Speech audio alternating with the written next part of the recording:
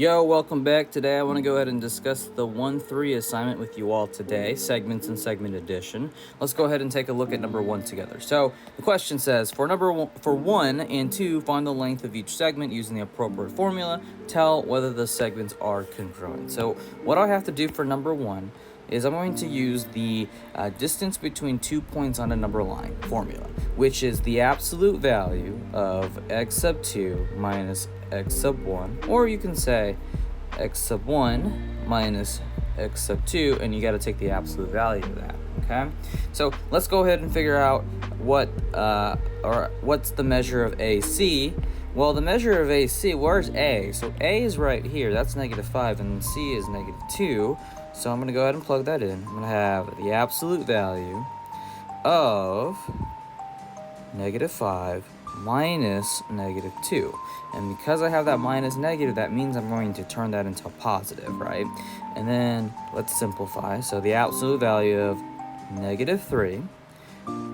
Then I take the absolute value itself, so that's going to be 3. That means that AC is equal to 3, okay? And then for BD, let's go ahead and erase this.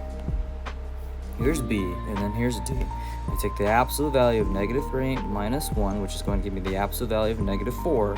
But really, the absolute value of -4 is just 4, okay? And that's going to be the measure of BD.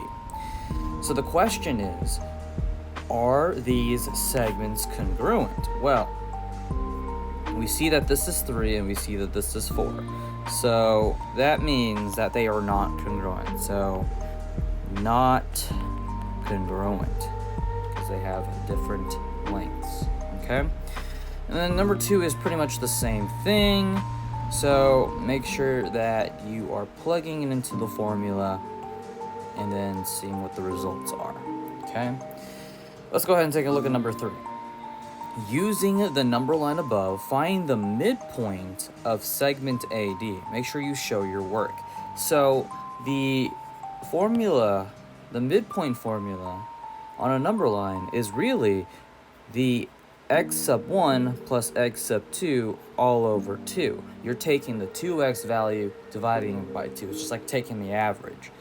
So if I'm looking for AD, well, AD is right here. So A and D. I'm going to go ahead and plug that in. So I do -5 plus 1 all over 2. Well, -5 plus 1, that's going to be -4. And then I don't do anything with the 2, so I'm going to rewrite that. Then I'm going to simplify -4 divided by 2. That's going to be -2. So the midpoint of segment AD is -2. Okay?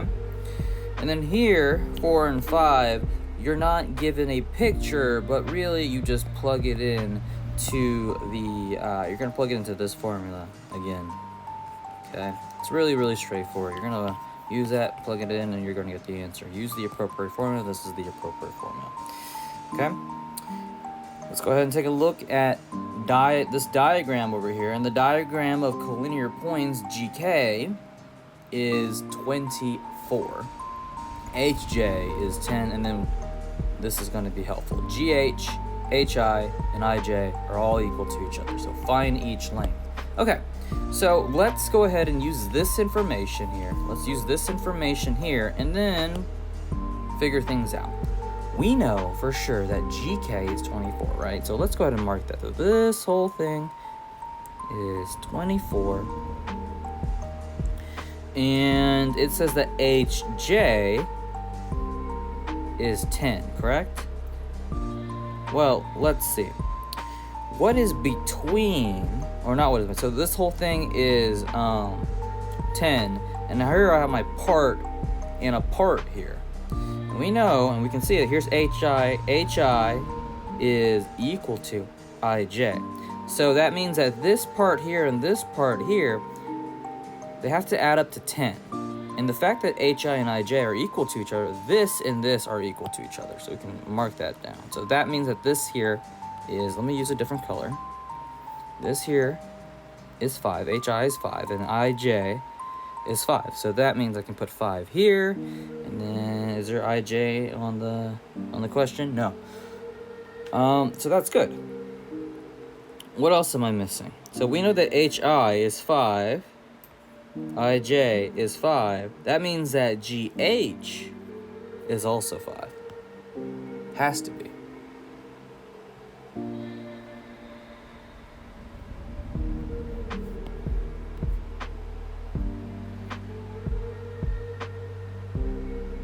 So then, that means that, okay, I have this whole thing here, and this whole thing is 15. I can do 24 minus 15 to figure out what JK is. So 24 minus 15, is that 9? Let me see. Sorry, I cannot do mental math in my head, so that is indeed 9. So I'm going to go ahead and put 9 there. And then you can go ahead and figure out what IG is, and then you can figure out what IK is, okay? So again, JK is 9, okay?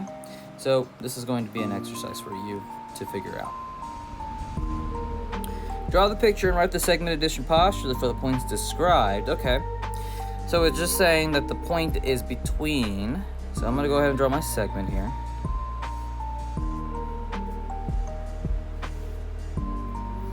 So here's D, here's P, and then S is actually between D and P. It doesn't necessarily have to be in the middle, it just has to be between, okay? So this point here is not in the middle, it's like, a little closer to P. So let's go ahead and do the segment addition postulate. So it's, again, you have to understand the idea of part plus part equals whole, okay? And the whole thing here is actually dP, right? So my part is ds plus my other part, which is sp. That should give you that whole thing there, okay? Number 13, t is the midpoint of m and n. So the midpoint is given. You are not going to be using the midpoint formula. Your midpoint is actually given. So let's go ahead and draw the segment. So here is my segment. There's M and there's N. That's not N. Here's N. And then T is the midpoint. And now if T is the midpoint of these 2 points, then that means that the segment is going to split into 2 congruent parts. So that means that MT is congruent to TN. Okay? So that means that MT is equal to TN. There's no part plus part is equal to whole. When you have a midpoint, when you're given a midpoint, it's really part equals part. Okay? So this is how you set it up. Alrighty, let's go ahead and maybe do one of these. Let's do one of these, and then I'll let you do the other one as an exercise. So let me go ahead and take a look at my notes and see which one is what I can do. Okay, let's do number 14, and you're going to do 15. Okay, given that AC is 39. So here's A, and then here's C. So that means that this is my whole thing here. That's 39. I got my part here, and then I got my part here. So that's going to equal to that 39. So let's go ahead and put it in. So 2x minus 8 plus x plus 17, which is equal to 39. I'm going to combine the like terms, so I have 3x plus 9, because negative 8 plus 17 is positive 9. I'm going to equal that to 39. So now I'm going to subtract both sides by 9. So I will have 3x is equal to 30. So x is equal to 10. Okay, so that is what x is equal to. So now that I have what x is, I can figure out what AB is. So AB, once again, AB is this, 2x minus 8. So I'm going to put 2x minus 8 here. I'm going to plug it in. So I have 2 times 10 minus 8, which is going to give me 12 meters, okay? And then over here, BC is right here. That's x plus 17. So I put x plus 17. That's going to be 10 plus 17, which is equal to 27 meters. Okay, it's going to be 27 meters.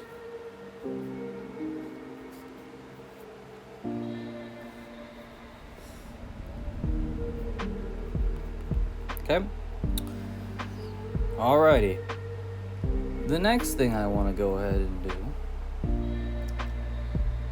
is, let's see, C is between A and E. For each problem, draw a picture representing 3 points in the information given. Solve for the indicated length. Okay, you were able to do that.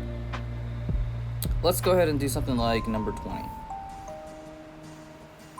Tx plus 3, ub is equal to 2x plus 13, where u is the midpoint.